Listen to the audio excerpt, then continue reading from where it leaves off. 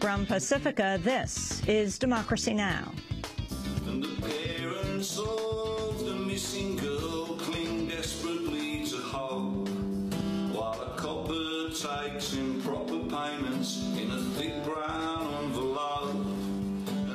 Don't Buy the Sun. That's Murdoch's Son by the legendary British singer-songwriter Billy Bragg. We'll spend the hour with Bragg discussing his new song on the Murdoch media empire, to his long history of art and activism, from supporting unions to opposing war, to his reflections on the mass attack in Norway. As the news came out, it was absolutely clear that in the targets that he chose, and let's be honest, the bomb in Oslo was merely a distraction for what he was trying to do, which was kill a generation of Norwegian leftist activists. Billy Bragg for the hour. All that and more coming up.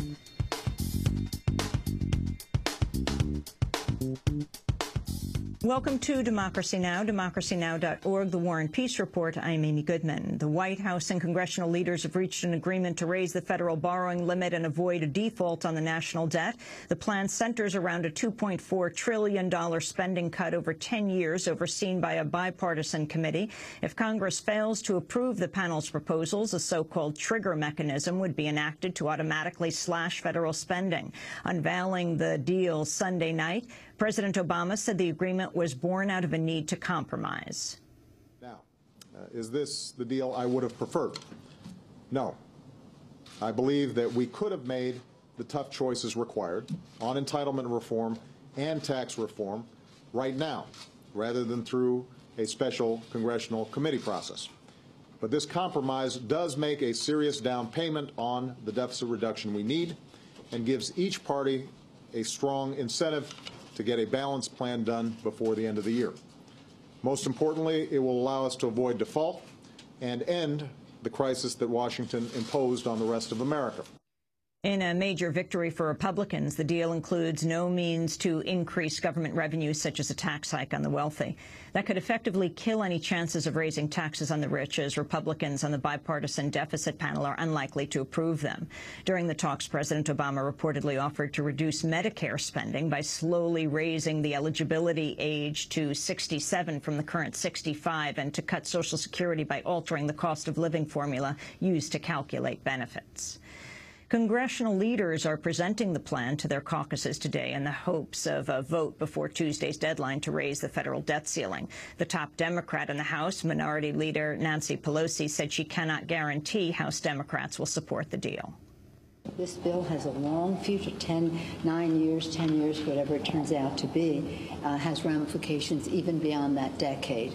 So we'll all have to take a look, and we all may not be able to support it, or none of us may be able to support it, but we'll wait and see, and we're open to what comes down, because, again, the stakes are very high here. Both the Progressive Caucus and the Black Caucus have rejected the deal. In a statement, Progressive Caucus leader Raul Grijalva of Arizona said, quote, "This deal does not even attempt to strike a balance between more cuts for the working people of America and a fairer contribution from millionaires and corporations. I will not be a part of it," he said. Speaking on the Senate floor, Vermont Senator Bernie Sanders denounced the agreement. Despite Democratic control over the White House, despite Democratic control over the Senate, despite overwhelming opposition from the American people, a small minority of the members of the Republican-controlled House have successfully pushed an extreme right-wing agenda onto the American political landscape. It is an ideology which believes that, despite the fact that the rich are getting richer, the middle class is shrinking, and poverty is increasing, all of the burden for deficit reduction should rest on working people.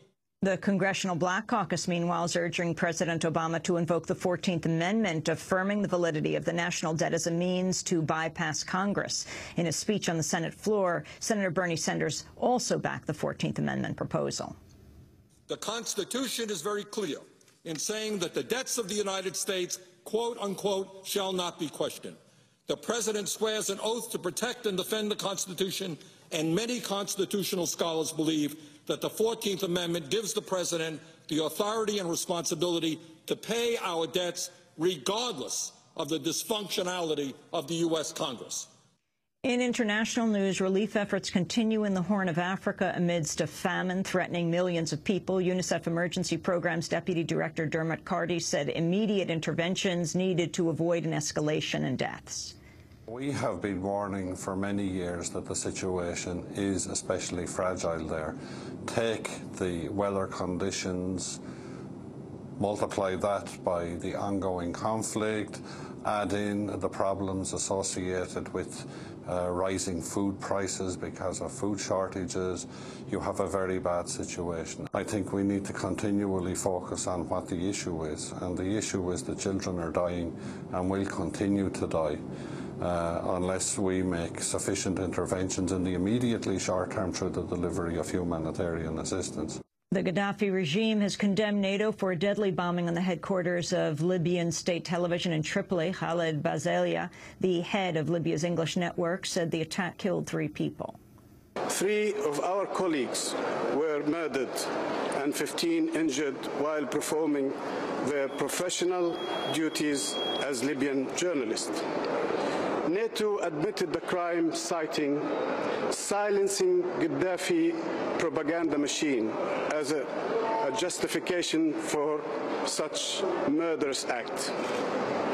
We are the employees of the official Libyan TV. We are not a military target. At least 142 people have been killed over the weekend in Syria as government forces continue a crackdown on protesters. Most of the violence has come in the flashpoint city of Hama, where at least 100 people were killed Sunday alone. Syrian troops have also moved into the gas and oil hub of Deir ez-Zor, killing at least 25 people and wounding 65 others. Witnesses report the government's used tanks, artillery, and anti-aircraft weapons against Syrian protesters. A pair of U.S. hikers jailed for 2 years in Iran could finally be seeing a verdict in their case. The attorney for Shane Bauer and Josh Fatal said he expects a decision will be handed down in the next week. Keeping in mind that they have been detained for 2 years, now I wish the trial would come to an end. And if they will sentence them, their sentence will not exceed the 2 years they have already served. I am very hopeful because there is no reason for the continuation of their detention. News Corp executive James Murdoch is expected to again be called before the British Parliament to answer questions over whether he lied to lawmakers during his first appearance last month. A former editor at News of the World and News Corp's top legal officer have challenged Murdoch's testimony about how much he knew about the use of phone hacking by journalists working at newspapers owned by his father, Rupert Murdoch.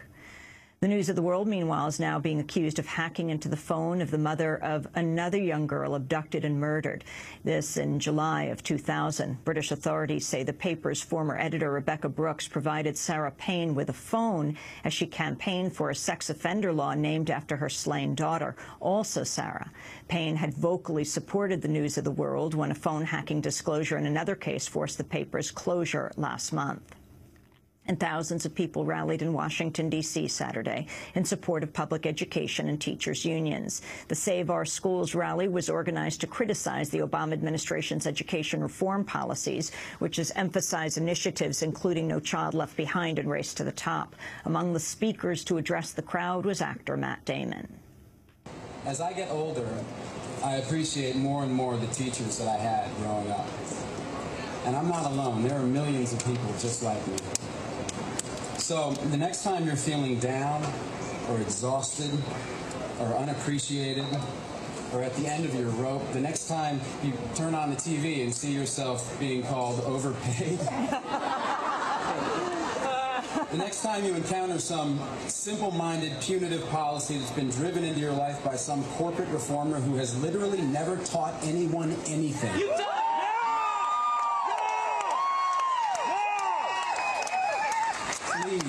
Please, please know that there are millions of us behind you.